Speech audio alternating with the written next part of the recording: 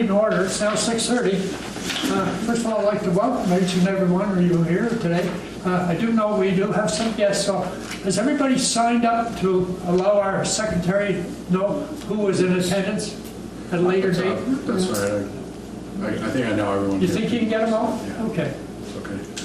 Okay. With that, then we'll call the meeting to order then.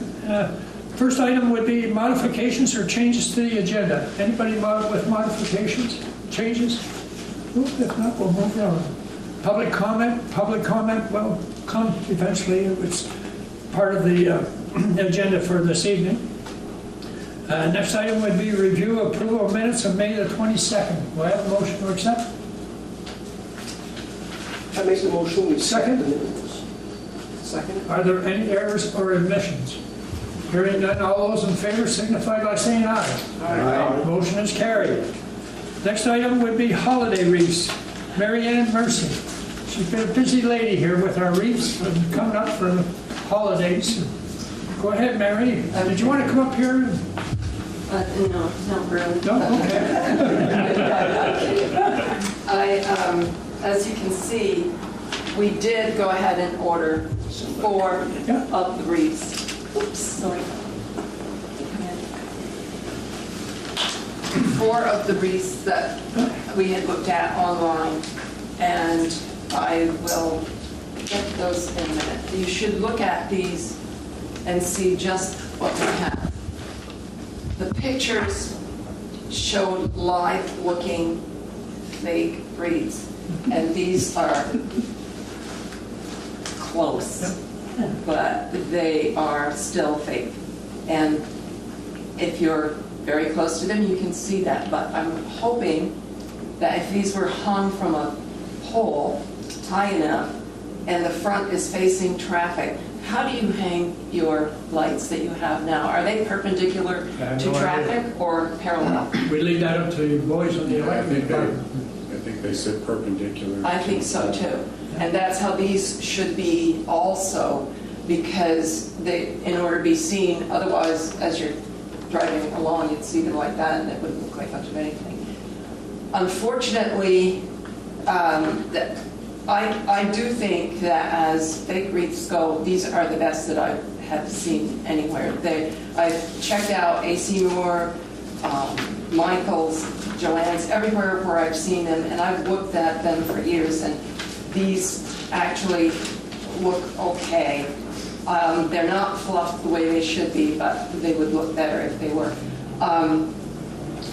They come in a box of 4. And I took this out first. I fluffed it a bit, not a lot. And these are a little better than some that I've worked with. You don't bleed when you do these. At least they're a little bit softer. They're pretty durable. I don't know. They're supposed to keep their color and not fall apart. They're made for outside weather, and they will be getting it right out. But they have no protection out there. I don't know how you hang the ones you have, but I've looked at the hooks out there, and they don't have a hook as such on the end. It's a circle, and I'm assuming that something threads through it and hooks onto this. Is that how you do the ones you have? I've never hung them myself, Mary Ann, so I couldn't tell you. Well, that could be done. This is a very heavy-duty frame, and it's Looks like you have to use a snap. some sort of a snap, but it would have to be thin enough to go. That's a small hole from where I was looking. So lights. As we got these, opened them up, and that's another thing. There's 2 that haven't been taken out of the box, and they're very compact when they arrive. They need to be fluffed, and they need to be hung. If there's storage, may kill this whole deal. If you can only store them by stacking them, this will not work, because it's going to be very labor intensive when you have to fluff each one of these and then put the lights. You can't stack them with lights on them.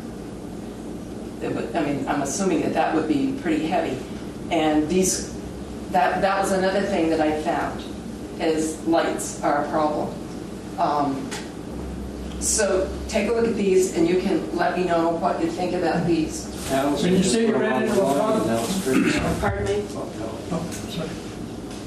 When you say you ran into a problem with regards to the lights, Yes, what I sort did. of problem do you have? Well, the problem is that these lights will not accommodate a 25-foot string, there are too many of them.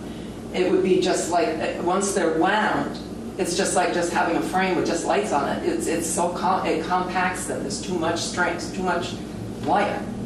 So I had found an old set of mine, and these are not fluffed nicely at all, this is not the way it's supposed to, but I found a set of 50 regular mini lights. These are not commercial. That they would not, I'm sure, hold up out in what they would be getting out in the open like that. But this is a set of 50 lights, 12 feet. 12 feet is about all you would want when you wrap them, because this needs to be seen from two sides, not just the front. So I did find, the lights that I brought to you last time will not work with this. There are 50 of them, they're nice and sturdy, but they're too long a string, and they were 6 inches apart. These are 4 inches, these are mini lights, 4 inches apart. And this is a set of 50, and it looks like that would be a good number, but not this type. So I was able to find one company that makes a smaller set. Or a shorter set. It's 11.5 feet long, but there are only 35 lights. But they are the same tough commercial lights that we were looking at before. They're not the same kind of guarantee. This is what I'm looking at. It's from ChristmasDesigners.com. And if you would just take one and pass it along so that everybody, I think there's enough for everybody. They're made of the same, it's a one-shot construction deal. They do not come apart. You cannot replace those lights. They are made one section only, that's it. And they have a guarantee up to 75,000 hours. The ones we looked at before were 100,000 hours. And I thought, well, that's a lot less. So I checked with the company and I said, why do you not guarantee these, as they seem to be the same thing in a bigger set that I had looked at with another company. And I was told that other companies sometimes use Chinese products, and Chinese are famous for exaggerating the lifespan of whatever it is they're trying to sell. I don't know if that's true or not. I do know that the other ones were, if you weren't satisfied with them, within 30 days you return them, you get 100% of your money back, guaranteed. These do not. They said, if you're not satisfied with them, you need to notify us. Don't send them back to us. Notify us, and we'll let you know whether we will accept them or not. And you may or may not, if they're not damaged, you might get some money back, but if they're a big order and you have a lot of them, we will charge you a fee to return them. You also had a problem with the ribbon. I haven't had a problem with ribbon yet. I'm not continuing until I know that I'm going to continue. This may be a deal breaker. I don't know. I don't know how you feel about the wreaths.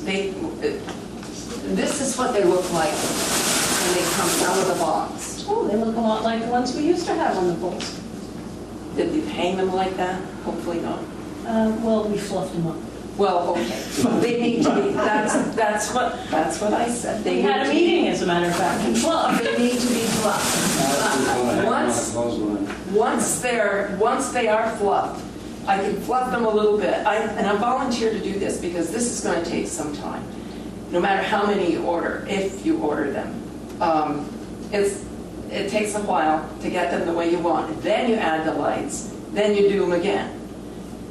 Then you make the bows, and there would be a bow for each side, because of the cost, there's no, and the weight, you would not have two back to back. It's going to have to pretty much, this is the front side, and it's not fluffed nicely, it's just got 50 lights on it. This is the back side. Well, if you pull that out a little bit, we'll never know. It can be redone, but the point is storage. That is going to be. They should be left with the lights on and stored. My idea would be to put them on a pole. I've even gone step ladder with a lead pipe and just 2 step ladders. I mean, obviously, if you're having a large number, you need a longer pipe and something maybe more than just a step ladder. But just thread them on so that they don't touch, so that they're hanging with the lights on, and after they've been used, they're going to come in wet. After they've been used, after they dry on the pole, that's what I would say. Otherwise, you're going to have the same procedure to go through every time. And if you stack them with lights on, it'll break the lights. It possibly will. These lights are made to be handled. What they say is rough handling and harsh weather. They look to be indestructible. They really do. Whether they are or not, I have not had any dealings with these people. But this is, before I continue ordering, for instance, I would be willing to just do what we did before. We order these are paid for. I would, if you decide to continue with this, I would order a couple of sets of those lights and see just what they are. 35 lights is 15 fewer than 50. And 50 seemed about right for these. To me, they did. So 35, okay. They are the warm mini lights, but they're the commercial mini lights. So they're that solid structure again. And if that's what you want me to do, I will do that. These cost, the ones that I had told you before, the 50 light sets, cost $9.99 each.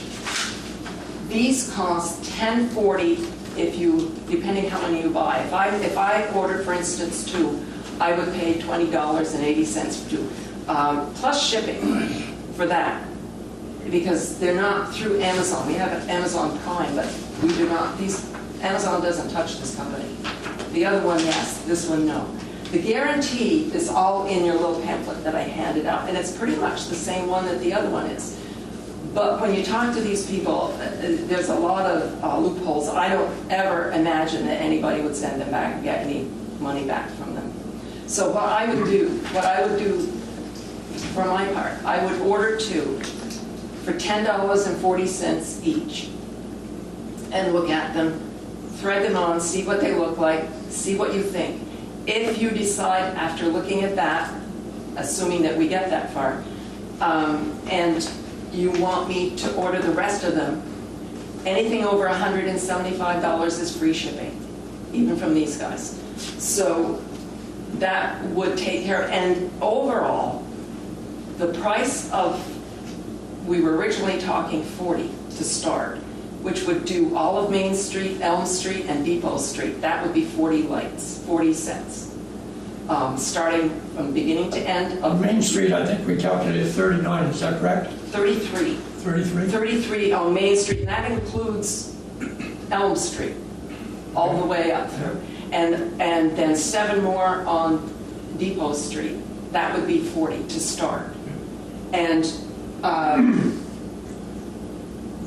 Price. yes, if you order 36 or more at a time, so if I ordered 2 sets now, that would leave 38 sets, assuming you approve that. 38 sets left to order. The total price would be $71 less than the ones that we were going to get before. The construction of these lights looks identical to me. The difference is the people that you're dealing with and the guarantees. And that's 75,000 hours. I looked at that, and they both say, when it gets into the guarantee, they say, we guarantee them for 3 seasons. And a season, these guys say 90 days. I don't think we have ours up more than 90 days a season, do we? No, I didn't think so. So these, assuming that it's 90 days or less, that's the guarantee is the same. But they didn't exaggerate the hours. But what they say is that is because of the diodes. Those diodes last forever. They said they've never had to replace anything like that. This is only, the 100,000 is only the bulb. The set itself is 22 gauge wire. The other ones were 20. So that was a little higher. That was a little bit better, the 20 gauge. But this is 22 gauge. And that's pretty much, and that's another thing. It's a 2-prong plug. That's how they come. I don't know how those are wired. I don't see how they wire that. I can't see from the ground. So these come with a 6-inch lead and a 6-inch tail. So the lights are within that. So 6 inches isn't very long. And then there's a 2-prong, just a regular 2-prong plug. It's 120 volts, and it's for 110 to 120 outlet. It'll plug into that. So assuming those can be lit that way, and assuming there is some sort of a clip that you have used for the ones you already have that would accommodate these are going to have a little bit more, well, this is actually not heavy, but it's going to be heavy when it gets wet and when there's ice and snow on it. So I don't know how that, and I've seen a couple of those poles that are sort of bent. I don't know how that happened. It didn't look like that could have been any wear and tear. It looked to me like that had some help. There were a couple of those on Orchard Street. The reason these are cheaper is because you get a motion to buy 2 sets of lights. Yes, as if we get, did I say that? If you order 36 or more, and that would be the second law if you decide to do it, they're only $8.10 a set. So the thing is, I would want to look at the structure of them, and I'm not sure. 50 lights, this doesn't, can I just sort of, no I can't reach that. It won't go because I've got a short one. There's another one right on the other side of the window. That's not a lot of light. Those aren't, But that's during the day. No, it's That's not after dark. it's going to be the same number at night though. Well, yeah, I mean, it's going to show up more at night than it It is will during the show up day. more at night, Yes, and but these, it's going to be up on a pole, right? It's going to be 10, And it's going to be, farther away. yeah, that's another thing. When these are hung, as long as they're, thank you, just, and the other side, it shows on the other side too, it's the same thing, they're wound right around. But they should be hung so that the front is facing the oncoming traffic and not the back side. And that gives the people coming from the other way a little bit farther away, and maybe they won't notice. The wires are green, the color blends. I don't know what that'll be after a couple of winters, you know, if that paint stays, or if it's, I'm not sure how that is going to hold up. The trouble with fake wreaths is most of them are made to be hung against a wall or a building or something. These are right out in the open, and they're subject to all the weather and everything. They say they'll stand up. People use them, I don't know. So before basically we make any decision on these, whether or not we're going to go ahead and purchase the 40 or whatever, I would suggest that the first thing we do is authorize an order to purchase the 2 so we can actually see it. And also Gary then was going to have to get involved with the electrical part. Yes. Just to make sure that those fishtails that you're talking about and so forth are all compatible to our system, you know. Right. Before we move any further on. But the primary thing that I would be concerned of, not the only thing, but storage. I know that the ones you... Gary's the one that's going to come up with the storage if we can. And would he... Yeah, he looks have after the space? existing ones now, so. Right, but it's going to require, if it's not going to be stacked in one spot, it shouldn't be, that's going to require some, I know you've emphasized that, so. you know, Storage is an issue. We've talked about it internally, staff-wise, and, we don't really have a good place to store 40 fluffed up wreaths, undercover, that they would be protected well, throughout the year, so, it will be a challenge, to try to find a place. We'll have to probably build some kind of rack system, and they may have to be in multiple places. I don't know that we have a place big enough to fit all 40 of them, right, in it the should same be, room. We might have to split them up into multiple places. right. What we should do is use a pole light and have them hung, you can hang 5, 6 and So let's get the two here and have a look at them and then make a decision whether or not we're going to go further with I it. have no problem. She's done the research and she's, Yeah, I'm not saying it's insurmountable, but we have been talking about it, internally, and we haven't come up with a good solution yet. I'm But it sure, depends, if you guys say you want to do this, obviously we'll have to find something somehow. I'm sure there'd be some garage or in the village that, like at the Catholic Church, the garage, there's nothing above it. Does it have to be on the village property? Village? I would think you would want it to be, Yeah, but So too. Well, St. Matthew's Church has a basement that is not used, and I'm sure we could give you the space if you can create the racks. Really, all they need to be is something this high with a groove and feet to hold it, and then have several lead pipes or maybe PVC, I don't know, PVC. I have no idea. it has been mentioned before, it's the high, you can hang 4. No, because if you hang them against the wall, They flatten. obviously, you're gonna flatten one side, and that means, that's fine with me, but that means that the guys that are gonna be setting them up are gonna have to plug them again, and nobody likes to do that. So, and keep in mind, I said, when they come in, I will come, and I will fluff each one of those things.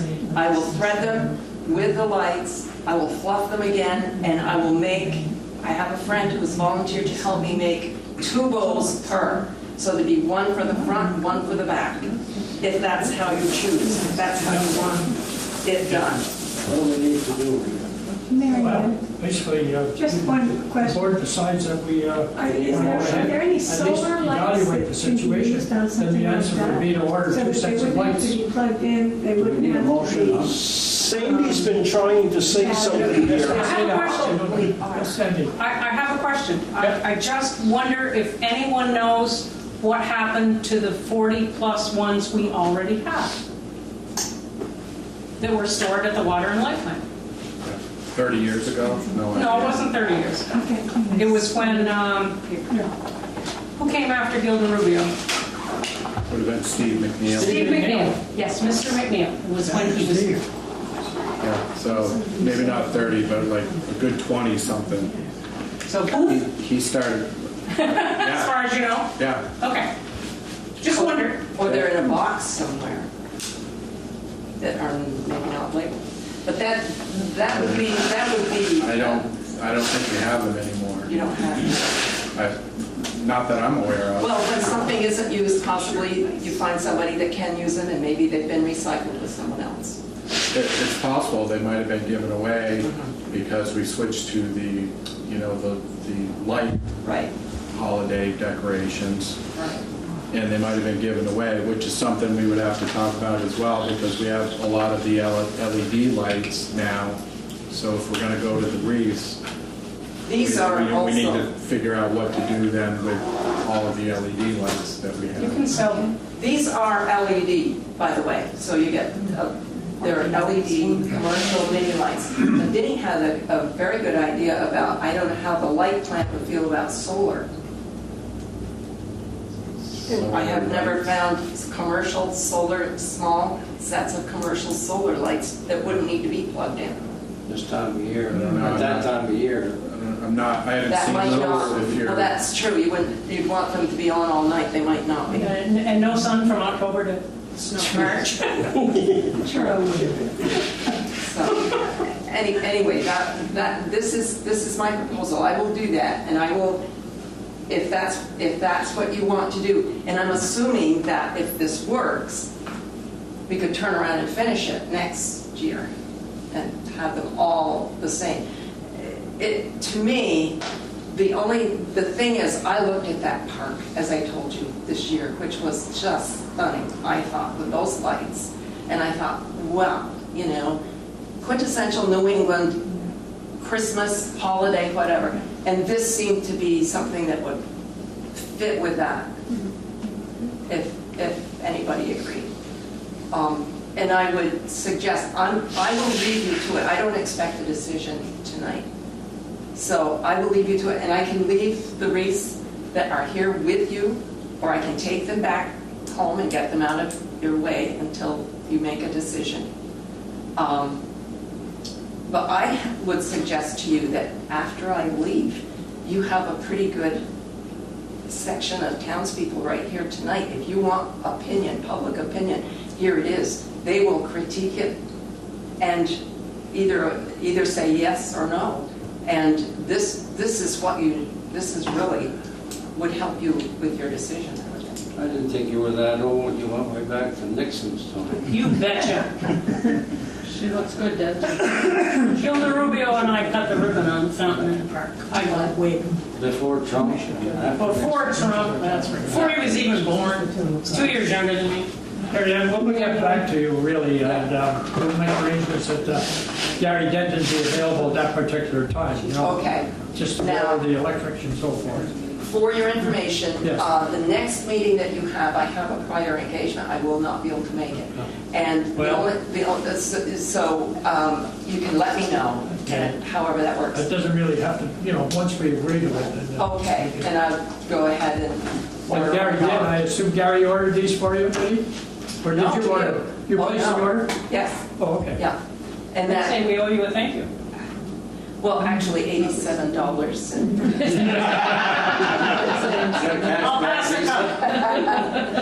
Don't worry about that. If you decide not to, I'm keeping these. I'll find a place for Yeah, them. well- There's only 4. I can manage that. We'll take that into consideration. Okay. So you can, Thank you for all your efforts. okay. We'll be in touch. Thank you. Thank you. Now, Next is the Enosburg Initiative Report. Okay.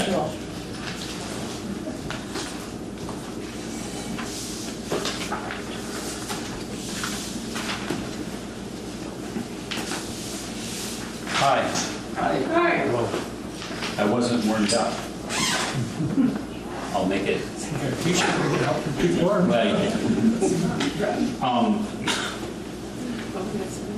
Those are shirts, by the way, that our group put together. And Betsy Dormany was nice enough to buy. And Guy was good enough to help our marketing campaign, start our marketing campaign for Enosburg Falls. So our group has been together for about 1.5 years, and we've been meeting pretty religiously twice a month. And then we have a planning group that meets every other week as well. So we do something once a week where we're talking and planning and trying to move stuff forward. And recently at a couple of our meetings, because summer was coming up and also because of some thoughts that came out of the meeting when a bunch of us came to the Elm Street discussion, what we talked about and would like to try to do, and are really kicking off, if you will, tonight, and have talked with the select board as well, is that we're going to continue to have our monthly meeting, we're going to continue to have our planning meeting, and then we're going to come to your meeting. Not be your meeting, but come to your meeting, which is what we're doing tonight, so that we can come here, tell you what's going on, from our end, what are things that we're doing, what are things that you're doing. Straight up, I don't think that your group or the select board gets a lot of attendance of people, human beings sitting here to hear what it is that you are doing. and that things are, this is done and getting done. I just didn't realize the agenda was quite so expansive. But a chance for our volunteer efforts to just be more present, I guess, with the things that you're doing. Leonard and Walter and Guy have come to select meetings, and a few of the select board members are there. So that's that's why we're on the agenda tonight, and we'd like to be on your agenda once a month. I went to a select board meeting last week and made the same request / pitch to them for us, that they would also, we would get on their agenda on a monthly basis, so that we would be there and talk with them about what's going on that. And then more bold than that is a request from our group to you folks, and already made to the select board, is for you to consider getting together on a quarterly basis, where you would have a joint meeting in one spot, and we could bring our group to that spot and be participants, not have the meeting be ours, but be there to see what's going on. When you say a quarterly meeting, you're talking village and town together?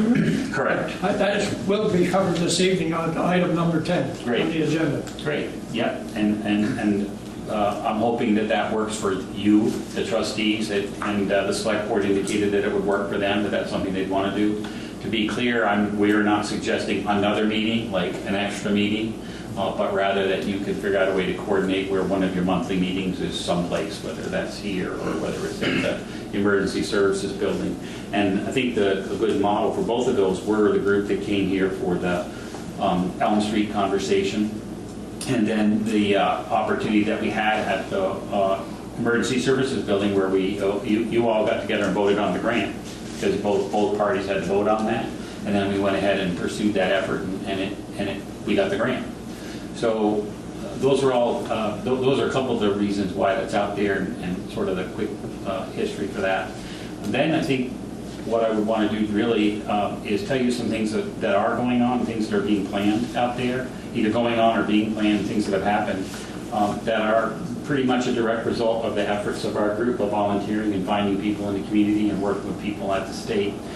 I think you know and should know that the Better Connections grant was given to the town and the village. There's an interview committee which has met once, and we have another meeting this Friday. We're interviewing four different companies to come in here and begin, actually probably in late June or early July, the latest I would think, to come in and begin the process of coming up with if you will, a downtown plan, but also an Enosburg plan. They aren't, divorced of each other. They're very much tied together. And it seems like so far that the people we've met are all technically competent, and it's going to be a matter of personality and how we feel those people will work well in our community. Their pricing is identical, shocked that it would be that, but there's no price point issue to make a decision one way or the other. And a reminder is that the grant is in the 60,000 range and all different kinds of pieces. Your piece is 3,000, the town's is 3,000, and the grant pays the balance of that. So the Better Connections grant is moving along, and that consultant, when they come on board, will be on board from now until the fall of 19. That's when their exercise ends, their opportunities end with us. Then the other thing that happened was Stacy Carpenter, Stacy Carpenter, who's from Rise, Vermont, who's very active in Enosburg, along with Amy Brewer. Amy serves on the Recreation Committee. Stacy grew up here and is a nurse assigned to this area and does a lot of work here. So she mentored a couple of folks in the community, Steve Wadsworth and Sarah Downs, and they walked through some mini grants, and they got both of them. So if you didn't know that, you should know that those people on a strictly volunteer basis, being mentored by Stacy, if you will, went through the paperwork and both got their grants. One grant was for signage, which is going to turn into a mini kiosk down by the river. And Steve's grant came up with money, which I believe that actually bought the equipment, but came up with money for canoes and kayaks to rent down at the river. And I feel like I'm telling you a fairy tale kind of thing. It often feels that way to me, but there's facts to back all of this up, So Ben Maddox at the coffee shop, he is backing up those. Steve Wadsworth has got a couple local carpenters to volunteer the time to build the racks, sticks and stuff, donated the material for the racks. They're going to be signed out at the coffee shop whenever anybody wants to do that. And we need to market and sell that, but that's available to anybody who might ever want to do that at a pretty reasonable cost. I'm guessing it's not very high. So those two people put that all together. They put together a new town map that adds more things that are on in the town that are available for people who might come here. So those grants have happened and that money is flowing. There's three other grants out there that are pending, and the three of them are connected to the Enosburg Economic Development Corporation. Right, got that pretty close. And so we've applied for 3 different grants. 2 of them are for revolving loan funds, and the revolving loan funds are to support existing businesses or start new businesses in Enosburg, not the village or the town, Enosburg. They'd be available for those businesses. And we found out during the process that it's different than the money that's available in St. Albans at Franklin County Industrial Development Corporation, which is focused on industrial parks and manufacturing jobs, where the revolving loan funds we've applied for are pretty much for any kind of business. Whether it's a repairing cars or retail or a gym or whatever that might be. And we've had really good one of my quick notes down here was a pitch about People's Trust. And we're getting a lot of help from them and support from them via Sarah Tugas, who's the local branch manager who's on the economic board but gives us space and does work.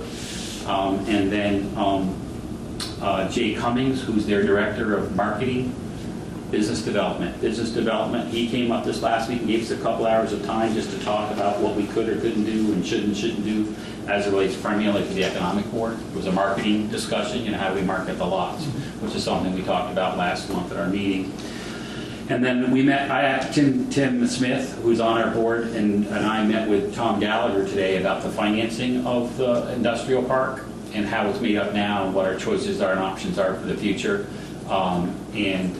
That was a really good conversation. They're open to helping us with the loan that we have now, which is a floating mortgage, and we're expecting a couple of ticks up in the next year. So we're looking at how we can put that into a better position with that. I jumped back to the bank, but back to those 2 grants. One is that revolving loan fund, and the other is a feasibility study grant from USDA, and that is for the industrial park to hire a professional company.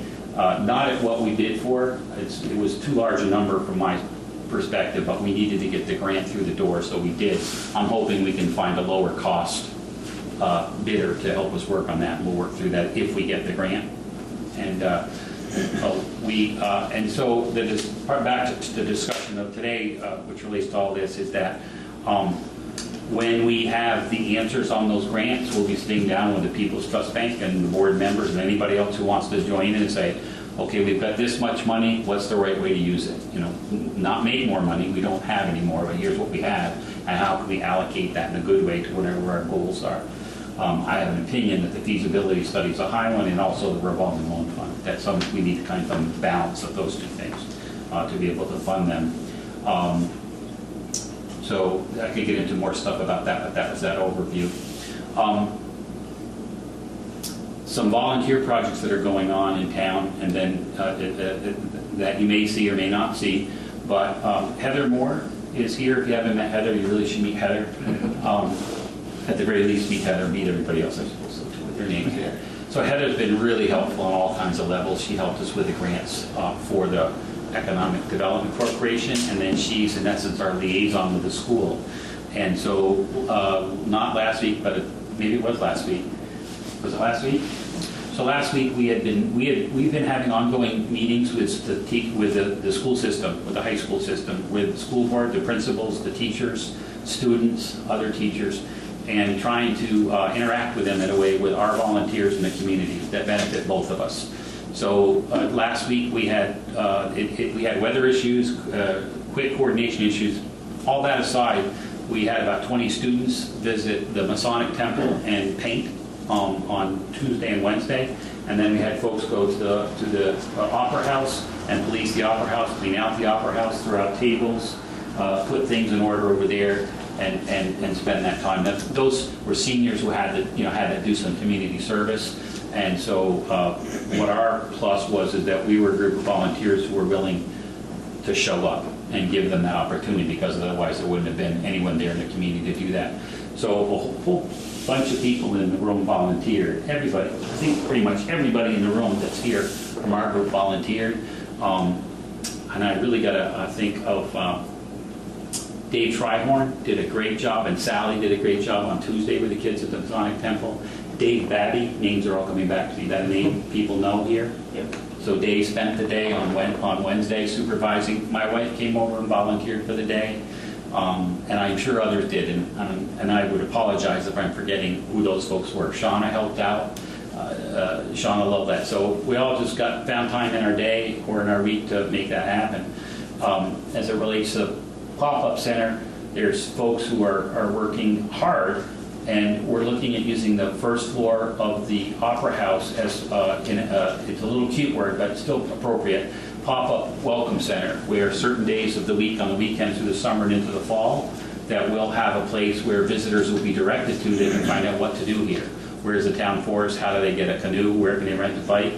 That's the other thing, if you didn't know, the local sporting goods store in the mall is renting bikes this summer. So there's bikes, there's kayaks, there's canoes, there's things for people to talk about, and maybe to do, you know what I'm saying?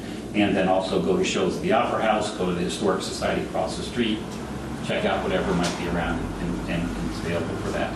So that's that effort, and then that's where the kids were involved. And then back to the Masonic Hall is we all put together a meeting with a person from Preservation Trust of Vermont and from the Historic Preservation Division in Montpelier. And to that end, they got a matching grant to hire a consultant to come in and review the whole Masonic Temple top to bottom and come up with a plan for rehabilitation of that building, what to start on first, what would it cost, and how to prioritize that. Once they've done that, that makes them a pretty good contender to apply for a grant that comes up in October. And both Lisa and Caitlin, those two people by name, names later, are going to walk the Masonic Temple members through that process to get them that opportunity. And that kind of project happens a lot, so it's got a really high likelihood once they've done the study that they'll be able to get that as a matching grant. So we set up that meeting, we're following it through, and the Masons need to, the Masonic Temple members need to step up. They need to be here. Because the other part of this is that I'm waiting to hear from them weekends, probably 2 weekends, where we're going to finish the whole west side of the Masonic Temple.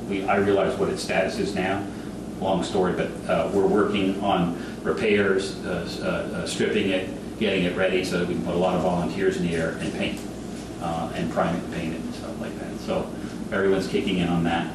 And I already spoke about the schools, and there's a couple other projects going on with schools. I know the other thing to talk about with schools is that, so there was a project last year that was teacher and student driven, and then out of that some other ideas came. And so Ward Henneveld is working with, I think it's Mary Ann, but working with teachers at school on writing and drafting historical markers to be submitted to the state for the Quincy House, for the Opera House, and maybe it's Favenpure. There's a third building. I'm not sure if it is. 1906. Pardon me? 1906. 1906 house, thank you. So there's a state process by which you have to complete all the paperwork, turn it all in, and then you get into a cycle of funding to try to get the access to the funds. But we have enough money to do one right off the bat. So we're hoping that that'll follow itself through. And then Heather and I just met last week with 2 teachers at the school. And I'll put my spin on it for the moment, just because I'm on a roll here, is that what we're trying to do is create an opportunity on a regular basis for kids in the school. And from what I've learned this year for me, younger the better, not seniors, but freshmen, junior high kids, get them connected, exposed to things that are out in the community.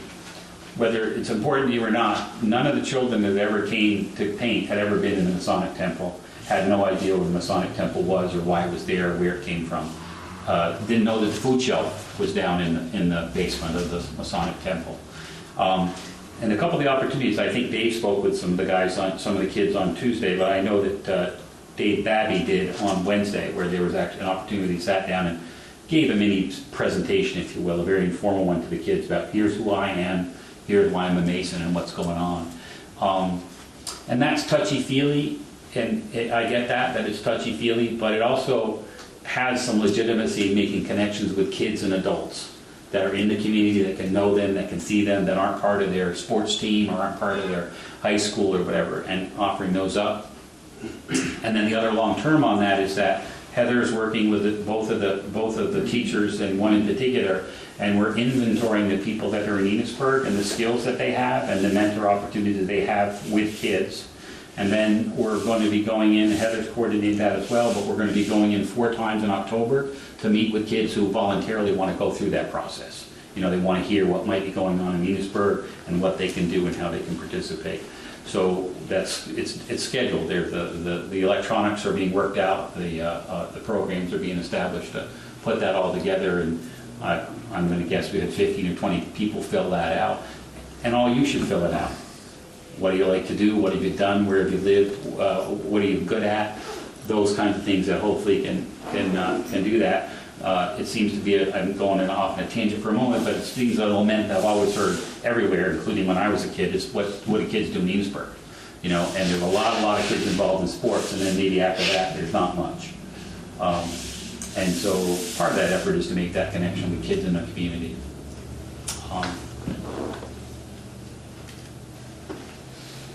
What do you think? Any questions? That was a Very mouthful. informative. That was a Right mouthful. up to date. And that was half of it.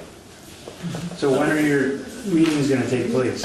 You said you're cutting one? Yep, well, our planning group will continue to meet pretty much every other week, and then our larger group is going to meet, Susan? First Thursday in July. First Thursday of every month. That'll be our bigger meeting, if you will, our community meeting, and that'll be up at the Emergency Services Building. We're very religious about where it is and the time it is, so that people don't wonder, no matter what the weather is. And whoever does the scheduling up there has been great. And even when there's been a conflict, we've worked it out. You know, we show up and somebody else has a space, we figure it out, and it's worked out fine. It's worked out totally fine. It's been great, actually. It's a great resource, that one. You got Wi-Fi there, you got the big room, little room. You have the projector, you know, it's a great resource for the community. Where's that? At the Emergency Fire station. Services Building. Oh, MERS, yes. Yeah, in fact, it's open and safe, and the people there. Is there anything else from anybody else that we've been doing or talking about that's of note? And that's not a hollow comment. Anybody help me? Anybody else think of something? Pretty much covered it. Jim? Yes. Just a plug, because I think they deserve it. You mentioned that the Great Outdoors was renting bicycles this summer. I believe the Great Outdoors also sold those canoes and kayaks that Steve got at cost, which they certainly did not have to do, and that was a pretty nice community effort as far as I'm concerned. People are And he doesn't even live here. I have to say that I think one of the kind of altruistic type things that have happened that, you know, aren't cement and mortar is just what the people are talking about Enosburg, that if I've gone to like there's a state small business fair in Burlington, and I mentioned to someone, I'm from Enosburg, oh, we've heard about you and what's going on, blah, blah, blah, blah, and I have to wonder if some of that spin is helping boom our housing market right now. People are selling houses and people are moving into the community, and, you know, Heather's here and she just, you know, she posts, I love this community, and I was just meeting with the miners who bought the O'Shea house, and I have to think that some of this positive vibe and positive energy, the things happening are already, you know, we're bearing some of the fruit of that in a nice way. So. Where are the kayaks going to go out? At Lawyer's Landing? No, they're going to be down, happen to have my Brown Enosburg property. recreation shirt and hat. I could put that hat on right now. They're going to be, so you're going to go to the Flying Disc where you will turn in a license or something to get a key and the paddles and the life jacket. And then on the Brownway Trail, there's a landing there. They actually have built The rack. Yeah, I think, I might be speaking out of turn, I think that Sticks and Stuff might have donated some material. And they built the racks that they're going to be housed in. And so they'll get your key and you'll go and do your thing, and then you'll return the key and get your deposit, or we're still working out those fine details. But Good idea. yeah, it's awesome. It was a wise place because Lawyer's Landing is Yeah. pretty scary. Yeah. So, you know, he worked with them, and Steve Wadsworth kind of put up that grant. And it was also his wife, Sarah. Yeah. There were two to partnerships in those grants, so. Great recreation opportunity. One of the things, possibly my last comment. Don't bet. Give me Bob. One of the things that, one of the reasons to come to your meetings and to try to make every effort we can to get people who live in the community to come here is that as I was learning about where Enosburg was when I started to volunteer here, there was a lot more going on than a lot of people knew. And there, I don't want to use buzzwords, but there was just a lot of stuff happening that people either didn't know about or didn't have the right information, accurate information about that. Old example and new example is, is the Northern Borders grant that you folks got for the bridge work over here, or whatever happened to beautify that. I realize I'm using coarse words or rough words. And then also looking at previously a fairly significant number of grants that you've gotten for different projects in the town. But that wasn't really in the psyche of most people in town. The people that I would interact with and talk with. And Jonathan and I talked about that. We talked about the list and said, well, here's what's kind of going on. For me recently, seeing the diesel plant over here, if that's close enough of a description to tell you, that looks fantastic. That looks fantastic. And you think about people who would paddle down the river or go to Lawyer's Landing or here where they could go in town or go to the town forest, which is up that way, right? Or go to fish down at the thing, that's now there. It was an eyesore before. And now it can be a piece of something else that's in Enosburg. And I said it correctly, partially, maybe in my last comment. So the thing that there's so many, things are hard. I get that they're really hard, but one of the really good things about what our group has focused on, and I think we all should focus on, is the incredible resources that you already have. It's been a year and a half and we've come for $3,000, but we don't come here with our hand out saying, buy us this or buy us that or do this or do that. Correct? We don't come here, and we're figuring those things out ourselves. At some point, that's going to need to happen for some sense of sustainability. We're going to be able to get these startup grants and funding grants to get things rolling, and then somehow they're going to have to sustain themselves. I don't even know what those things are yet, but that's just a theme that at some point is going to have to happen. Very similar to St. Albans. But the tremendous story that Enosburg has that's sort of quiet or not discussed or not laid out, your power plant, your septic plant, your walkability, all the recreation events are here. We spent one night 30 minutes and we didn't get done making a list of all the recreation things that are to do within 10 miles a year. And you can poo-poo that and say, oh yeah, but I'm not going to do that or I'm not going to do that. But a lot of people do that. How do you, so much of Vermont makes its money, drives money around its community by people coming in for recreation. A lot of tourists. You've got the lake, you've got the rail trail now. There's all kinds of other efforts that are going on in other communities right now. So very hard, very, very hard, but you have a tremendous amount. Enosburg Falls, different than other towns, even in Franklin County, has a leg up, believe it or not. It really does. Think about those things that you have that Richford doesn't have or Berkshire. I'm not berating those towns. I'm talking about the resources that you have here. When you think about it, you're a little bit of a nexus of this park. So you're not St. Albans, but you're Enosburg. And you have all these core services around the outside that we could use more. We clearly need more jobs, but you've got the golf course and the big hardware store and the feed store and the milk plant. You've got all these things happening around the outside. So it's really interesting to look at it that way, not to look at what you don't have or what's wrong, but what's there and how do you maximize what you have. Not buying something more or building something more, but taking advantage of all the things you have.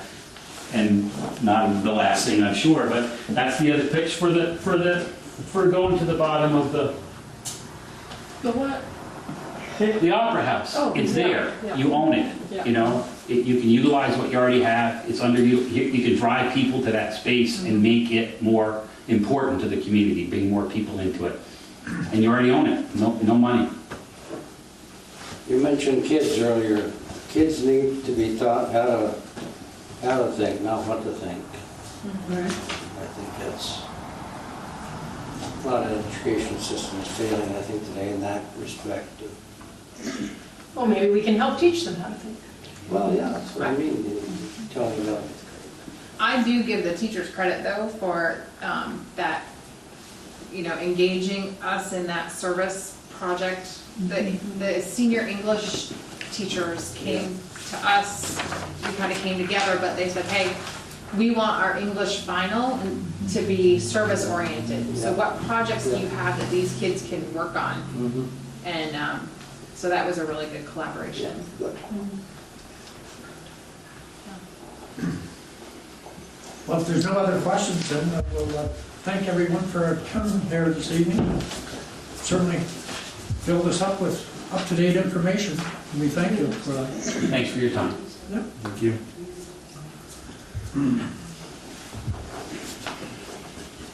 Next item is the Enosburg Business Association request for a block party. Yeah, right? Oh, So, I wanted to get this, I guess, on your minds. Part of the EBA has, well, okay, I'll be honest, I wanted to do this. And I'm using the EBA as an outlet because I think it would be awesome. But also the Better Connections grant and a way to kind of engage. Part of that grant is going to, and the consultant and all of that is going to be engaging the community for different things. And so the EBA wants to help facilitate something to do that. Of course, it all depends on whoever the consultant is that's brought in, how they want to utilize this event. But we need to, we're not sure if it's going to be an end of August or an end of September or a mixed in with Harvest Fest kind of thing. We're still in that planning process, and again, a lot depends on the consultant. But we need to loosely start kind of pulling ideas together. So I wanted to get it in front of you to get, I guess, your approval to do this type of thing. Where are you proposing to hold this? So, Main Street. I would love to see the way we shut down Main Street for June Dairy Day and get the businesses involved. I see live music, I see the restaurants and different food and just a real community thing using the park. So, essentially shutting down from Bismarck right down to Parkside, just like you do for June Dairy Day, essentially. And by then, perhaps the consultant will have all of the signage that they want to have street side for the people in the community to be able to come and read the, I won't use the bad word billboard, but the mini little boards that will be up, the visionary pieces of what Enosburg is going to become, because I think they want the entire community's engagement. Man, if we bring them all to a party, we can get them engaged. You weren't originally planning on shutting down Main Street for the Harvest Festival, were you? No, Shauna got the letter today from the village with the permission to shut down just that part of, I think it's Missisquoi Street. Missisquoi Street. Between Main Street and just before Champlain Chevrolet, just so that it kind of lessens people getting creamed as they're running across to the Masonic Temple or getting on the horse rides. Or Champlain Chevrolet have already been questioned on it. And They're not opposed to it. Trying to look into it. I actually envision this block party being separate, potentially from Harvest Fest. We haven't really talked about it a lot, but I think it could be a separate event in itself. Separate identity. So we're still, like I said, tossing those ideas around. Ideas. Yeah, but we wanted to throw that out to you and make sure it was something that the trustees would stand behind. Obviously, we will have to come back for official permits and things of that nature, but just kind of get the okay to, your blessing, I guess, to start kind of throwing these ideas together. Keep planning. Okay, Sounds good. okay. You'll all be there with your Enosburg Initiative shirts on? Yes. Sure. And we've coined your phrase. Goes with my hair too. Color. Your phrase is famous now. Yeah. Yeah, we have to copyright and pay him now. I like the idea of that maybe happening during Harvest Fest, because there's going to be a bunch of pedestrians out anyway around that area. So I think that could Yeah. be fun. My question was how you could transition from one to the other. Take a great deal of advertising. Yeah, Yeah. sometimes I think people come in for an event like Harvest Fest and they're here all morning or early afternoon or whatever it is.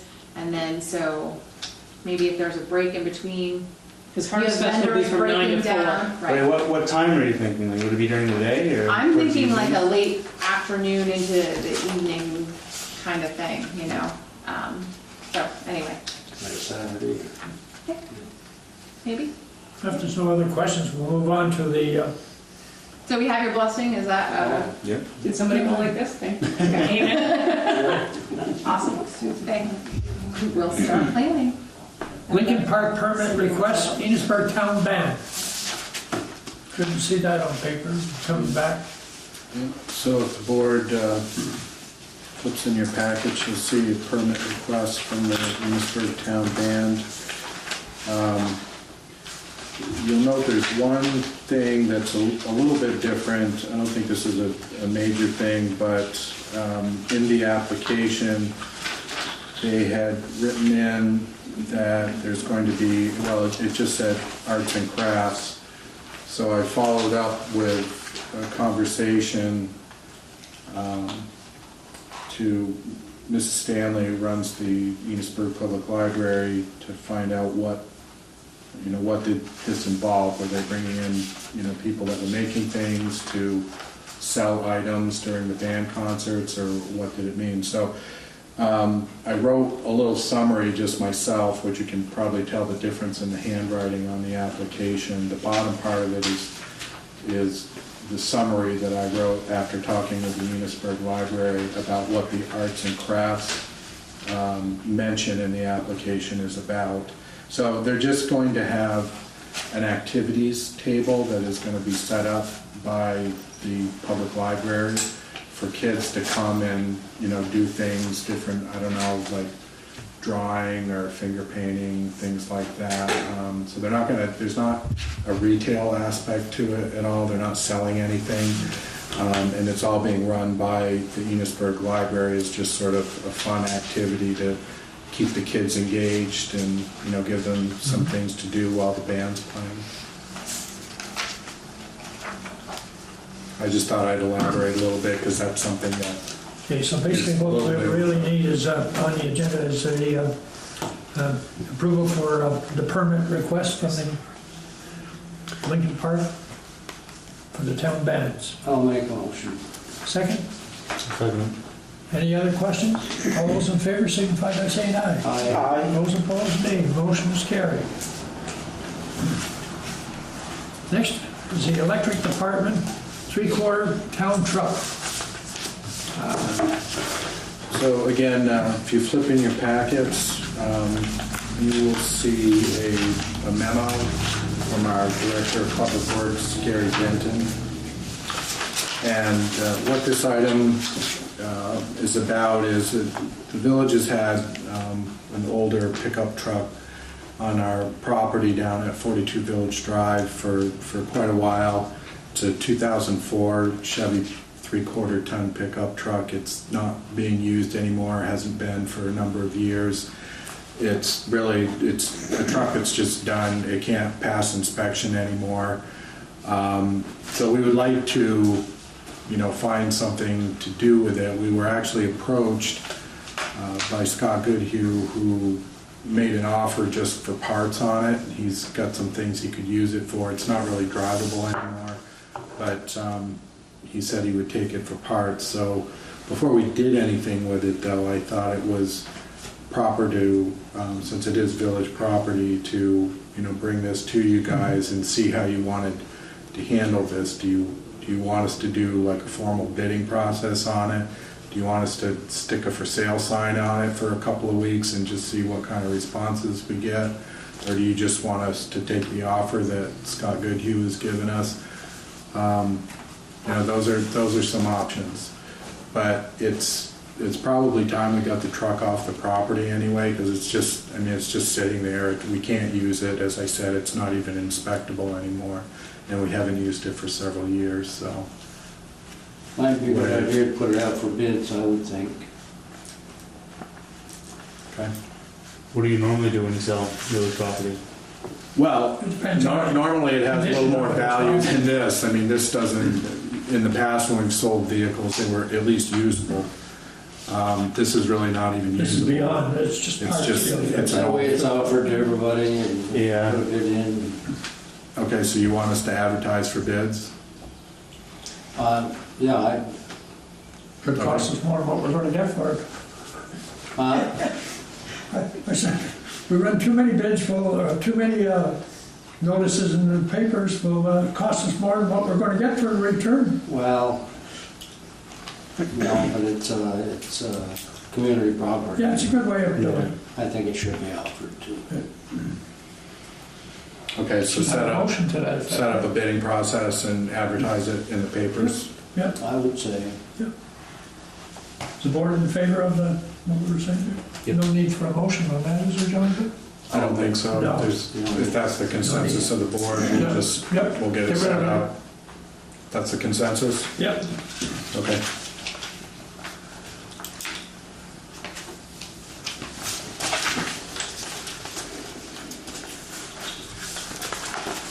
Priority list, you want to just skip that and move on a little bit further? Whatever the board's pleasure is. Yeah, I think we'll amend this agenda a little bit here.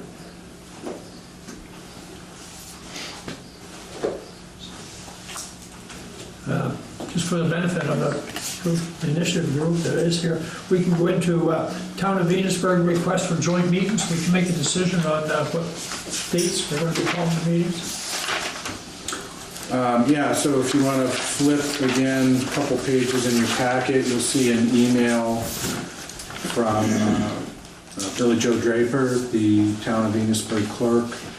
And Billy Joe was asked to contact the village and see if the Board of Trustees are interested in having a couple of joint meetings with the Town Select Board later in the year. In the email, as you read down, they're suggesting some dates. The Select Board is suggesting some dates.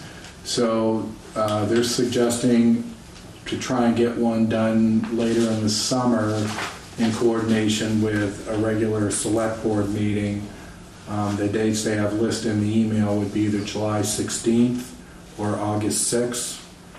And then they're suggesting another one later in the fall that would be in conjunction with a Village of Enosburg Falls Board of Trustees meeting. And they're suggesting, you know, of course you guys have a say in this too, but these are some dates that they're throwing out there to be thought about. So the meeting in the fall, they're suggesting for either October 23rd or November 13th, which are both regular trustee meeting dates. So November, we're getting into the budget a little bit, aren't we? Yeah, and if you read down further in Billy Jo's email, she's saying she understands, you know, the closer we get to budget season, the tighter everybody's schedules get on both boards, because the budget starts taking priority over everything. So that would leave us But- August the 23rd for But you one could day. probably do either of those dates, the October 23rd or the November 13th. The earlier the better, but the sounds, we want to do the 23rd. October 23rd would be a good date, yeah. Also, we got to decide on between July 16th and August the 4th, probably August the 4th would be. Yeah, I would rather have them closer together, that way we kind of don't forget about what we talked to last time, maybe. Okay, Yeah. so, is everybody in favor that we do August the 4th and October the 23rd? August 6th. Or August the 6th, rather? Yep. Okay, so August 6th August 6th, and October 23rd. October 23rd. Okay. So I'll let Billy Joe know then that those would be the trustees' preferences. Request to hold Franklin County Grand Isle bookmobile run. Is anybody here representing the bookmobile? Or? I don't think so. They usually don't send anybody. They've been doing this for about 4 or 5 years Several now. years, yeah. So you'll see in your packets a request from the bookmobile and a letter written by Brianna Brady, who is an AmeriCorps Vista volunteer working with the bookmobile. And in their letter, they're asking to do a 5K run. It would cover a number of different areas in the village, as has been done in the past. They would also be using Lincoln Park as part of that process, though, part of that event, as well as some other public streets. It would go down Missisquoi Street, Archambault Street, then out to the rail trail and out onto White Road. White Road is actually in the town of Enosburg. It's not a village road, it's a town road.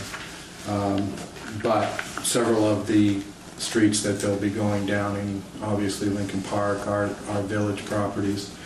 So they're looking for permission to again run this 5K event on Saturday, August 18th from 7:30 a.m. to 11:30 a.m.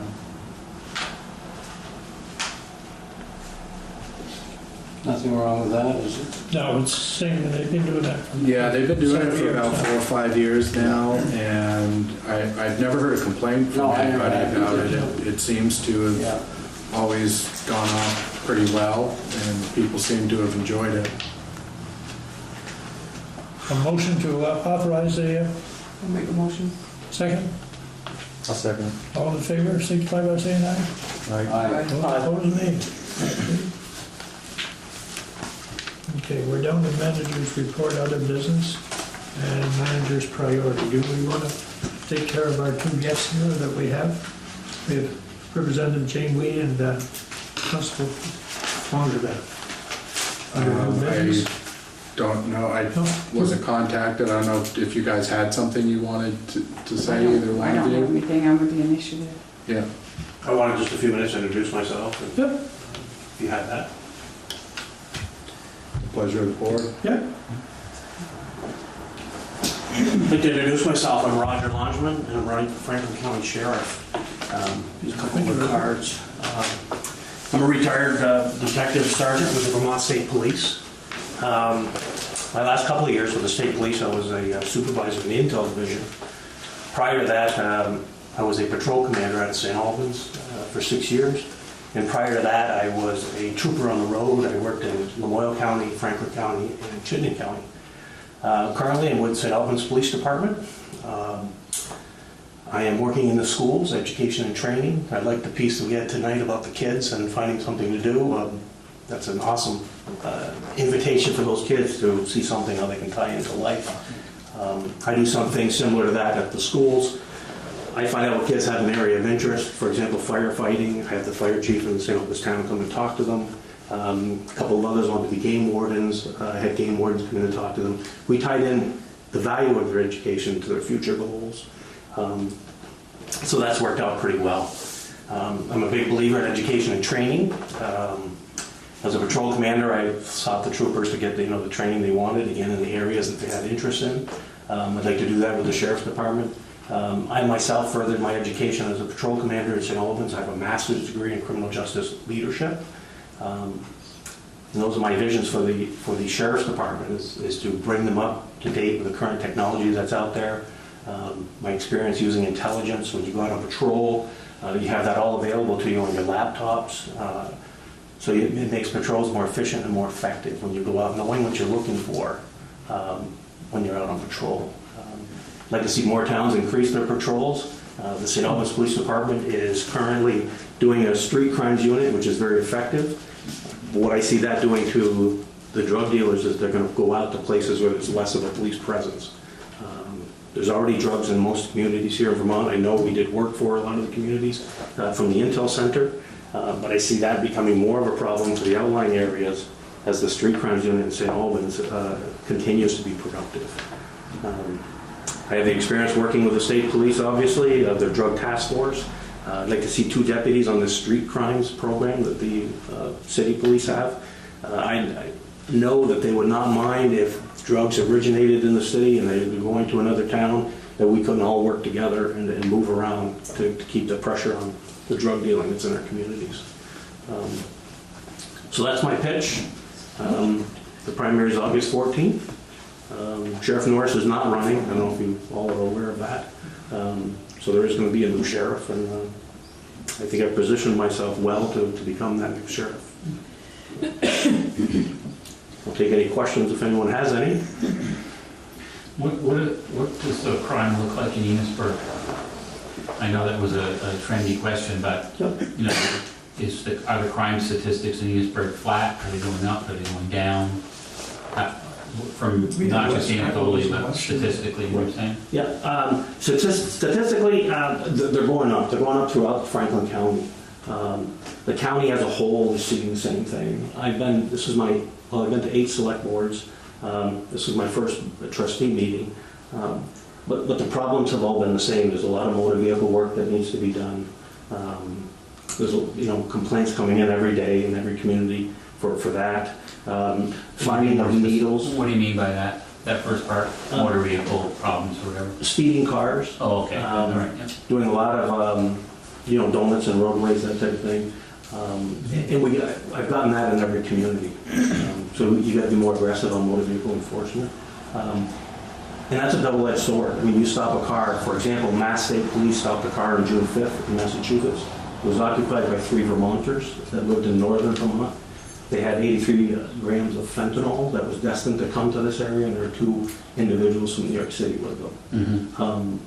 So those are the things that, they're coming to our communities and stuff, and we're seeing more and more. Mm-hmm. I can talk heroin statistics with you all day.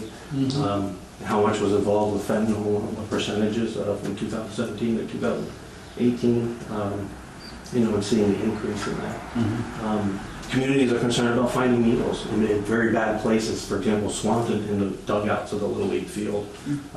I have found them myself at the school that I work at, in the dugouts, out of the way places, parking lots. By Black Ridge, where a lot of people fish. I happen to live down there. And for years there was a state police marked cruiser there, but that doesn't bother people. Public comment.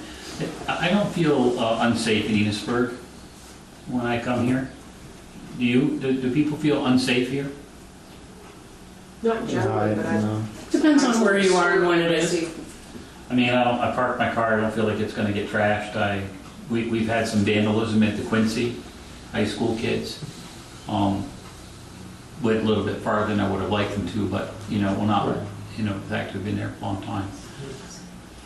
And I know you have a school resource officer here, which can do a lot of impact there too, positive things, working with the kids. And I highly encourage that. The drug thing, does that start in New York City or Boston or? There's a number of places where that comes from, including China. A lot of it comes off the internet through the mail. The fentanyl, the big stuff. But it does originate. There's certain pockets, from New York City, Springfield, Mass, that are known areas to where Vermonters frequent. Jim, you asked about safety. One of probably the least safe places in Enosburg, I guess if you want to look at it that way, is the Missisquoi Cemetery. I'm on the board of that cemetery, and we have just purchased and installed 2 triangular gates that aren't going to be locked, because that's another whole bailiwick of 2 of us having to go to the cemetery morning and night to lock and unlock the gates. But we are hoping that just having the gates closed, most of the people that go up into Missisquoi Cemetery to use it for purposes that are not visiting grandma at her grave are basically too lazy to get out of their car and open up the gate. They don't want to be bothered. So we're hoping that will be a deterrent, and that it will at least be a small step in helping in that particular area. Is that the cemetery by the rail, like you can see from the rail Yes, trail? right off the rail trail. And I go down that path kind of pretty often, and I'm actually kind of surprised that I haven't found any needles, because there are picnic tables and benches throughout those paths, and I see people just sitting You would be there. more apt to find them on the other side of the cemetery, just before the dip goes down into the gully. But that's going to get cleaned up too, because that's a pauper cemetery, part of it is, and we're going to manage that. It's gonna be That's good ready. information for officers to know while they're on patrol. Where are your hot spots? Oh, it's been a hot spot for years. The same by my cemetery, the cemetery by my house, same thing. Really? All night long, lights, and then, I don't know why anybody's in there at midnight. And you're right, and with me at 6 o'clock in the morning when I'm going over to whatever Jim's house to take pictures in his meadow, and 3 or 4 cars are going into the cemetery at 6:30 in the morning, I'm thinking, yeah, sure, you're going to visit your mother, sure you are.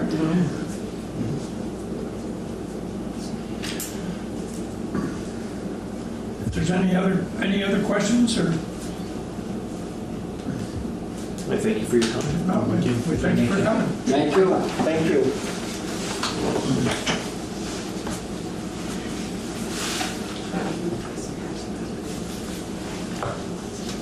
I guess we can bounce back now to manager's priority list, maybe? So go ahead a couple pages now. In your package there, you'll find a priority list, something we do every year. I give this to you guys just to make sure that I'm focusing on the projects and issues in the community that you want me to be focusing on through the year. I also attached the priority list from last year in 2017, just so for comparison purposes, you can see them. So some of these things are duplicated. They're things that are ongoing that never go away. For example, keeping on top of the electric department activities and requirements, keeping up with the Vermont Public Power Supply Authority Board of Directors duties that I have, keeping up with the Northeast Public Power Association Board of Directors duties that I have, which are both organizations outside of Enosburg Falls that I serve on as a board of director representing this community on those boards. So those things are, they're always, every year, they're in there. But different projects come and go. You'll see some things from last year are no longer on that list, and there's some new things on this year's list that weren't on last year's list. So just to go through the list that I have from this year, remember, this is not a total list of everything that the manager is working on. This is only the priorities, the top priorities, or at least what I believe you would consider to be, but that's also part of why this is on the agenda, to have a discussion, have some back and forth between yourself and me, so that I have an understanding and make sure I'm focusing on the things you want me to focus on as the top priorities for the community. So why don't we just go down through the list as we normally do. The first thing I had on there was keeping on top of the electric department activities and requirements. These can involve federal regulations, state regulations, also internal activities that are going on within our own service territory. Hydro renovation project phase 2. This is the $2 million renovation that we've been working on since July of last year. So we're getting closer to being done. Our contract says that the contractor must be completed and finished with that project by August 31st of this year. So he's got a few more months still to finish up, but we're getting really close to that. The VEPSA Board of Directors duties. The VEPSA Legislative Committee duties, that's a subcommittee that I am also on as a member of the Board of Directors for Vermont Public Power Supply Authority. The NEPA, or Northeast Public Power Association Board of Directors duties. The NEPA Executive Committee duties, again, that's a subcommittee of the Board of Directors that I'm on and representing the state of Vermont. I'm actually the only director from Vermont on that executive committee. The Elm Street Bike and Pedestrian Sidewalk Project, that is the famous Elm Street project we've been working on for several years now. As you guys are aware, we had a little bit of a setback over the winter when we were told that the state was not going to be able to move quick enough on our state permits needed to complete the project, so we're still working through that permitting process, and we hope to have those in place so that we can start first thing next spring in 2019 with the construction of that project. The hydro facility FERC relicensing, that's something that started for us April 30th. As you guys are aware, we've been talking about this for several years now. This is a 5-year estimated permitting process for us. So, and we're just starting it right now. We started it in April, and we can expect to be working on this for the next 5 years.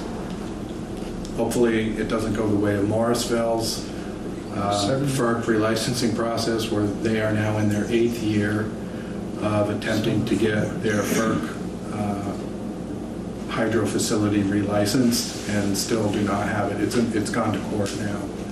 So Morrisville's FERC license is now in the Vermont court system. Hoping it doesn't go that direction. That was my question. Yeah. So next thing I have on the list is a diesel number 1 building rehabilitation project, phase 2. So we're, again, we started that, phase 2, back in January. Seen some really good progress with that. Contractor has come along really nicely with that. Thanks for your attention and noticing the work going on over there, Jim. Jim has now mentioned to me a couple of different times that he's noticed the effort and thinks it's a big improvement on the property. And I would agree. He's still got a little more work to do. His contract says he has to be done by, I believe it's July 15th. So he's still got a little bit more work to do, but you can see the end results now. It's starting to look nice now. As the board is aware, we are now going to enter another search for a director of finance. So that obviously is a big priority for us right now until we get that position filled again. Working with the Enosburg Initiative Group, FEMA Emergency Disaster Grant. This was the grant application that we put into FEMA. FEMA, just if you've forgotten what that acronym means, is the Federal Emergency Management Authority. And people may have forgotten now, probably seems like eons ago, but we had a very bad windstorm event right at the end of October of last year, in which some of our customers were out of power for a couple of days, not in the village here, but in the outside areas, the more rural areas of our service territory got hit pretty bad.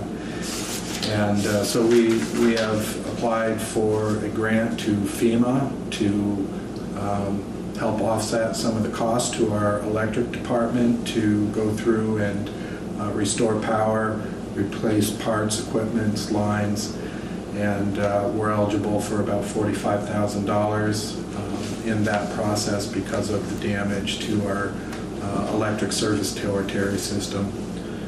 So still working on that, working with FEMA fairly regularly now on that. Jim, you had a question? How many electric customers do you have?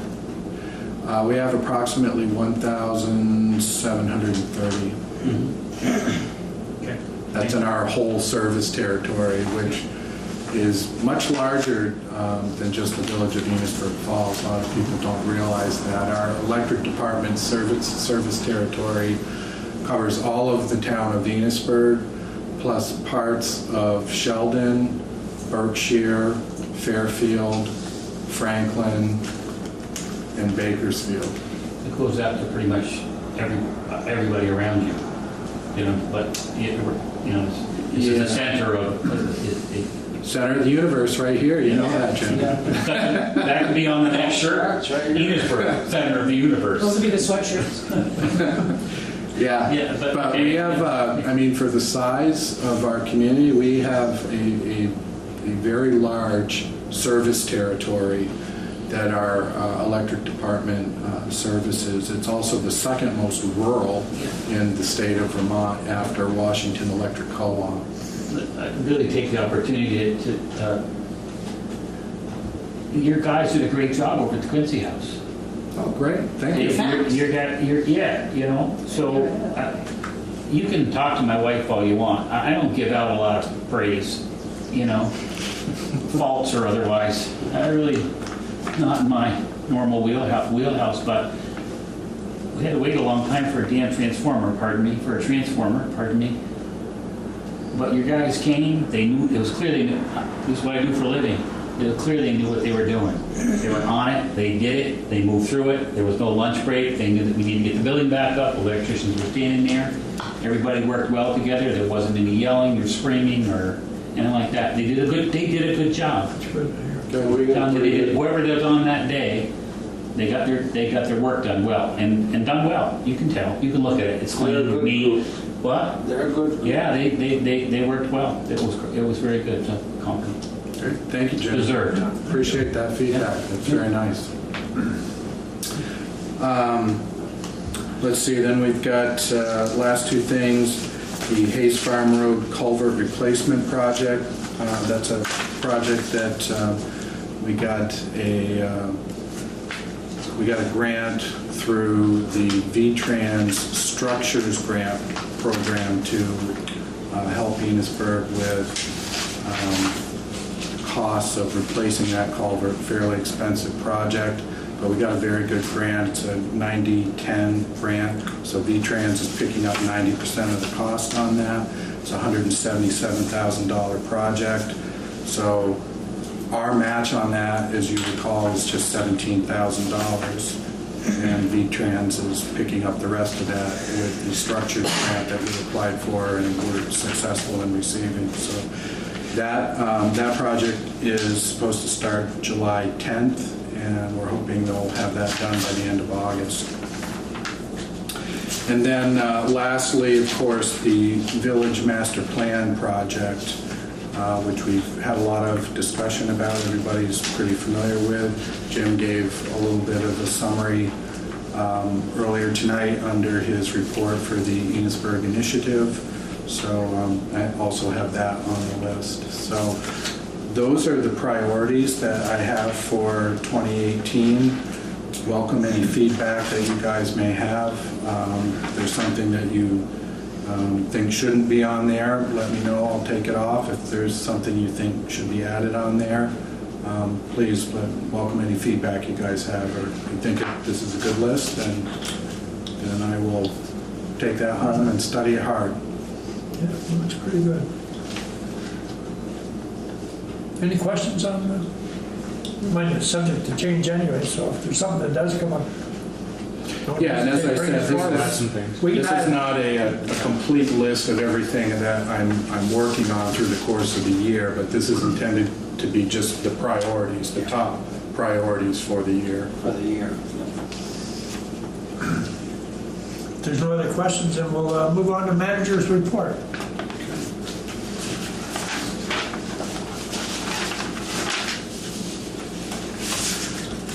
So, a fairly quick manager's report this meeting, but first thing, unfortunately, have some not great news. Unfortunately, we did not receive funding for the St. Albans Street Class 2 road paving grant application that we had put in back in March. So we were hoping we would get that. We all realized St. Albans Street needs to be paved. But unfortunately, we did not receive funding on that one. We tried, but they had some other projects that they felt they needed to consider above ours. As you guys know, it's always a very competitive process. when you're going in for these grant applications, especially the V-Trans stuff. There's always way more funding requests than they have money for. So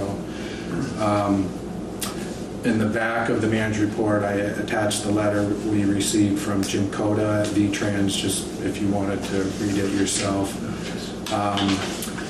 And also want to just mention, Gary Denton and I have been talking a little bit about not only St. Albans Street, but some other streets and roads in the village, and we would like to come to you guys later in the summer and have a discussion with you guys about some of the roads we really feel need to get some attention and some priority sooner rather than later in the community. So just thought I'd mention that to you. Next, wanted to make you aware that we've been notified that Northwestern Access Television has informed us that they are no longer going to continue the preliminary online service through the internet that they have been giving us. That was sort of, they do that for communities as an introductory thing when they first come in and start filming with cameras. They'll also allow access through the internet to people who want to see it that way, but it's only really supposed to be like a trial type of situation. So last week I got a letter from Elizabeth Malone, who's the director for Northwestern Access Television, and she's informed us now that they will stop that service. They still have it if we want to continue to have that internet access available to people, but it would be for a fee then, and she's informed me it'd be $960 per year for them to continue to provide that service. So, but they will continue filming with cameras for television for free. That's something they will just continue to do for free, but the internet access, if we want to continue that, will be $960 a year for that. So just letting you know, informing you. If you guys have a preference about that, I guess I kind of assume you want to just let it drop, but if you want us to continue having that, it would be another $960. So I don't know, what, you guys have any preference? I think the TV should be suffice. Okay. People can come. Yeah. Yeah. Yeah. I figured that was probably the feeling. But I just thought I would throw it out there to make you guys aware of it. And then lastly, wanted to let you know that Green Lantern Development, these are the folks that are developing the solar net metering project, referring to it as the NST project. This is the project that is proposed to take place out at Nutshell Storage on Route 105, just north of the village.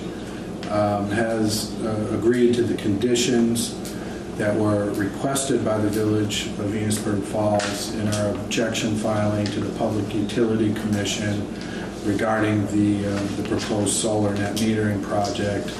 And as you may recall, our objection surrounded changing the delivery point location of the project and also requiring that the developer upgrade the line extensions to three-phase power. And they have now agreed to that. So the Public Utility Commission continued its review of their application, and I didn't write it in the report because I hadn't received it yet at the time I was writing this on Friday, but yesterday afternoon I received in the mail the certificate of public good from the Public Utility Commission on the project. So NST now has their certificate of public good to move forward with the project. And that's it for manager's report. Jim? How big is that? How many kilowatts is the one that's going in, the new one? I might be off. I think it's 500 kilowatt. That's the break point, yeah. Yeah, I And think then- that's what they have. And I don't know that it's the leaches themselves, but the leaches have a solar. Yeah. They also have the solar. How big is leeches? It's the same. It's 500. kW. That's the same. Now, Leaches is running now, though. yeah, This isn't, they haven't actually done this yet. They're applying to the state government, to the Public Utility Commission for permission to do it, but they haven't actually done this yet. They're still in the application. How much did we lose in, towards our budget? Recall off it? Yeah, well, Substantial amount of money. last year, we estimated during the budget process, we were going to lose about $100,000 in revenue to our electric department as a result of the 2 solar net metering projects that we have in our service territory. Now, that did not include this one. This was one we were not aware was being planned, so this will be a new one. so the power we purchase, if you have real wide swings, does it cost us more to purchase power? Like, some of this solar is going to create more wider swing after a while between our hydro and. In theory, it can, Guy. As you know, there's a wide variety of markets that you can contract for regarding electricity. It's almost kind of like Wall Street. There's actually hourly contracting that you can put out on, but you can also get it on a daily basis. You can get it on a weekly. We have some long-term contracts in place for 20 years. In some cases with some of the contracts that we have. So it's a big mix, but the answer to your question is yes, in theory. If you get stuck in a little short in a particular time period and you don't have enough coverage, you may end up paying a bit more if all of a sudden you need more power than you realized. You're going to get it, but you may have to pay a little bit more out on the market for a short-term period. So it's going to raise everybody's quite a. Well, it's definite. I mean, this is something we've talked about numerous times. I'm not talking about Enosburg. I'm just talking. Yeah, and it's not right. It's not only in Enosburg. This is occurring all over the state of Vermont, and it is affecting every electric utility in the state of Vermont. These solar net metering projects, because of how they're funded and financed, are only going to put upward pressure on electric rates for customers. That is a fact. We didn't ask for this. No. This was something that our state government created and told us, you do not have a choice. You will allow these projects into your service territory. What's the kilowatt charge in Enosburg Falls on the customer and buying kilowatt hour? Again, there's different rates, different tiers, depending on what kind of customer you Just an average are. household. But yeah, on average, we're about 15 cents. That's not crazy. No, we're actually right in the middle of the pack, which is pretty amazing when you think about the dynamics of our electric utility. I believe there's 18 electric utilities in the state, and we're like number 9. We are literally like right in the middle of everybody. And the reason that's really, I'm actually very proud of that, although some people may say, well, okay, you're in the middle, you're mediocre. Why would you be proud of that? Well, it's because of a couple other factors that I brought up earlier. We're very small, and we are the second most rural electric utility in the state, which means we have fewer customers to support lines and infrastructure to supply electricity to the places it needs to go within our service territory. So, for example, we have approximately 8 customers per mile of line in our service territory. Burlington Electric, as a comparison, has about 89 customers per mile of line to support their service territory. Big difference, huge difference. So, I mean, you might think, oh my God, your rates must be, you know, through the roof because of the fact that you have so many miles of line and few customers to support that infrastructure. But it's not that way. We are so efficient here. We have actually been able to stay very competitive. I mean, you can say, yeah, okay, so that means half the customers or half the electric utilities in the state have lower rates than you do. That's true. But half have higher rates than we do too. And for, you know, the dynamics of what we have in our system to work with, I'm actually very proud of the fact that we are right in the middle of the pack. We have very competitive rates. We all have the same challenge. I mean, all the utilities. Yeah, it's getting very, very difficult in the 21st century to run an electric utility in the state of Vermont. You know, our state has put a lot of pressure on electric utility, whether you're public or private, because in Vermont, you're treated the same. Most of the United States deregulated electric utility usage back in the 1990s. Vermont is one of just a small handful of states left in the country that still regulates electric utilities, and even of those, most of them don't regulate publicly owned electric utilities. They only regulate privately owned utilities. But again, you know, Vermont regulates both and treats them all the same, whether you're a public utility or a private utility. So are we better off than they are in other states? Pardon, Guy? Are we better off than they would be in other states that don't regulate? Yeah, that's a difficult question to answer. Probably need to go to someone above my pay grade in order to do a national comparison of all the electric utilities in the United States and where we pan out. Vermont's average is quite a lot higher than the national average. I think national average is 12 cents and ours is 17. It's in teens, like you're saying. Yeah, but the anecdote, you know, in Oregon, it's 8 cents a kilowatt. A quarter of the hydro in the country comes out of that north. Well, Vermont is higher regulated. I mean, that's what I'm saying is you know, a lot of our problem from my perspective, and I think every manager of an electric utility I've ever talked to, is all the regulations that we constantly have to keep up with year after year in Vermont. Just like Morrisville and their FERC relicensing. I mean, 8 years, that don't make any sense at all. Yeah, and that's not being done yet. That situation was not created by FERC. It's not our federal government that is creating the problems for Morrisville. It's our state government again. It's the Agency of Natural Resources. That's what is holding up the permitting process for Morrisville. Well, I think for what you have, I think for the territory you have, customers per mile of line or whatever, I think 15 is more than reasonable.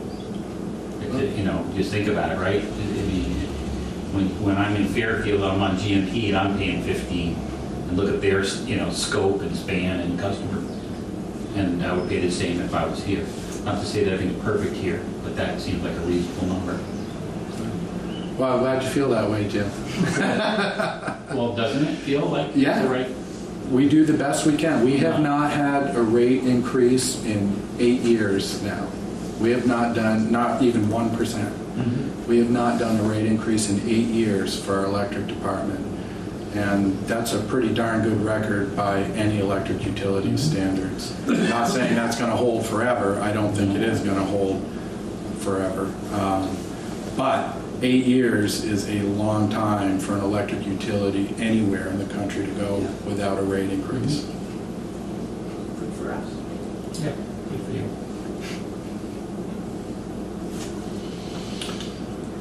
Any other questions, or if not, I'll entertain a motion to go into executive session. Thank you for having us. Thank you. Good night, folks. Thanks, guys. Thank you. 7. Nice meeting Senator you. Brown sent to executive session.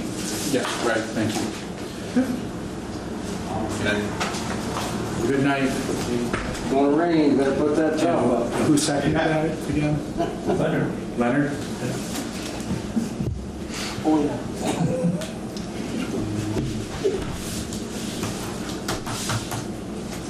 Shut it down.